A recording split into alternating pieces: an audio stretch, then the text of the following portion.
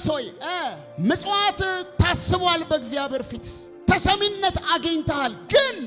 አንድ ነገር ይቀርሃል ምን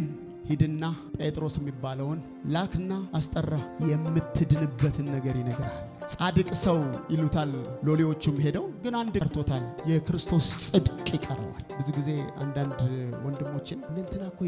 የበቁ ዳንተ ናይት ክለብ የጨፈ ምና መሰለ ይሉኛል አንድ ምትጠቀማት ኤግዛምፕል አለች ቀለል ያለች የኛ ዘመን ማለፊያው 50 ነው ትምህርት ቤት አሁን የኛ ልጆች 65 ምናምን ካላመጡ ራሱ ይወድቃሉ እና አሁን አንተ ምትላቸው በቁ ምትላቸው እሺ እሳቸውና እኔ ተፈተንን ፈተና እሳቸው 49.9 አመጡ እኔ ደግሞ ነበርኩኝ ኔጌቲቭ 2 አመጣው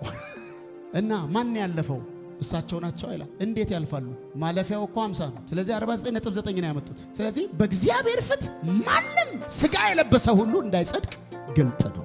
ስለዚህ ኢየሱስ መጣና ለኔ 54 ሰጠኝ ስለዚህ ከ50 በላይ ሆንኩኝ ለሳቸው 3 ሲሰጣቸው እሳቸውም ከ50 በላይ ሆኑ ሁለታችንም ጸደቅ ይሄ ነው የሆነ ማንም ከማንም አይለይም ስለዚህ ይሄ ሰው እየጸለየ ነው ይሄ ሰው ስሙ ጻድቅ ነው ግን ያስፈልገዋል ምን ኢየሱስ ሰው መጽደቅ የሚችለው በክርስቶስ ኢየሱስ በማመን ብቻ ነው